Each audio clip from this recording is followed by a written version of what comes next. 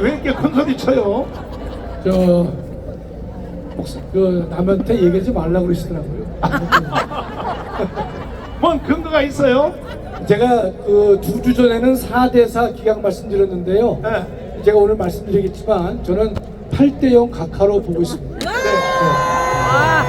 그런데 왜 이번 주에 금요일 날 선고한다 해놓고 네. 또 한 주일 또 미뤘단 말이야. 네. 그 이유가 뭐예요? 헌법재판소가 머리가 터지죠. 머리가 터져. 한독수 건도 해결 안 했거든요. 아, 박성재도 해결을 못 했거든요. 네. 또 내부적으로 싸움이 생기고 있거든요.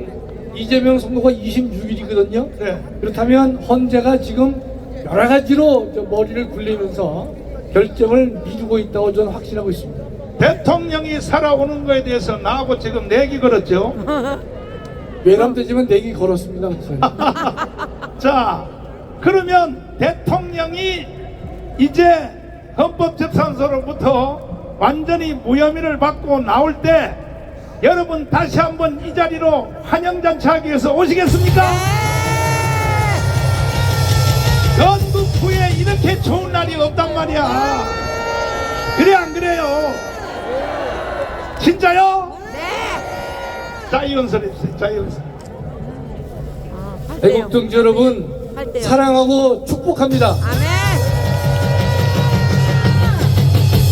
지금 이 자리의 분위기는요, 잔치집 분위기죠. 맞아요. 저 경복궁 뒤쪽은 초상집 분위기입니다. 대세가. 네, 여러분 꼭 기억에 둘 것은요, 오늘의 잔치집이 처음부터 잔치집 아니었습니다. 맞아요. 기억하시겠지만 네. 작년 12월 달 이 자리는 초상집이었어요. 그러나 그 초상집을 꾸준히 노력해서 오늘의 잔치집으로 바꾸어준 분이 누굽니까? 정광훈 목사님. 다시 한 번요. 누구시죠? 정광훈 목사님. 정말로 감사합니다. 제가 오늘은 잔치집이라서 연설문을 준비하지 않고 왔어요. 네. 저보고 맨날 글 보고 읽는다 그래서 저도 안 보고 할 수 있는 것을 보여주기 위해서 원고 안 가져왔습니다. 그게 능력 더 있어. 잘하셨어요. 대통령께서 지난주에 구속 취소가 됐기 때문에 대한민국 전체의 분위기가 바뀌었습니다. 지규현 부장이 정의로운 결정을 내렸기 때문에 우리 모두가 대한민국에서 사법부를 다시 한번 신뢰하게 됐던 것입니다. 아멘. 그런데 대통령 이 구속 취소에 대해서 두 인간이 이의 제기를 하고 있어요. 하나는 탄불 꺼진 민주당이 나대고 있는 것이고, 두 번째는 현직 대법관이면서 법원 행정처장을 지내고 있는 천대엽이라는 자가 이의 제기를 한 것을 제가 봤습니다. 천대엽은요, 지난번부터 보면 미적지근하고 음흉한 인상이었었는데 이번에 보니까 반헌법적인 발언을 서슴지 않고 하는 것을 보면서 제가 많은 실망을 느꼈습니다. 여러분, 길게 말씀 안 드리지만 구속 취소에 대해서 즉시 한 거는요, 명백한 위헌인 것입니다. 명백한 위헌 행위에 대해서 현직 대법관이 그렇게 하는 것이 좋겠다라고 하는 그런 인간과 같은 하늘 밑에서 산다는 것이 매우 부끄럽습니다. 여러분, 지금 다음 주에는 대통령 선거가 나올 거로 보지만 전 개인적으로 우리가 이길 것을 확신하지만 대통령 선거는 다음 주에 저는 안 나올 거로 봅니다. 왜 그러냐? 제가 논리적으로 한번 제 생각을 말씀드려 보겠습니다. 지금 탄핵 심판에서 두 건이 해결이 안 되고 있어요. 박성재 법무부 장관과 한독수 총리에 대한 탄핵 사건이 아직 해결 안 되고 있거든요. 요번 내일 모레 18일 날이 박성재 장관에 대한 변론입니다. 변론을 또 해요. 그런데 박성재 장관에 대해서는 할 게 없습니다. 박성재 장관이 잘못이 있다면 이재명이 째려본 죄밖에 없어요. 그렇다면, 그런데 이번 18일 날 변론을 열거든요. 그럼 박성재 건을 먼저 해결을 해야 되겠죠? 네. 그러면 다음 주에는 제가 볼 때 변론 열고 다음 주에는 박성재에 대해서 탄핵을 기각이 아니라 각하할 것으로 저는 보고 있습니다. 두 번째, 한독수 문제가 해결이 안 됐는데 한독수 총리의 문제는요 정말로 머리가 아픈 문제가 남아있어요. 한독수 총리는 사건이 하나가 아니라 두 개입니다. 하나는 뭐냐면 151석이 오르냐 200석이 오르냐에 대한 권한쟁의가 남아있고, 두 번째 탄핵을 기각할 것이냐 말 것이냐가 남아있는 것이에요.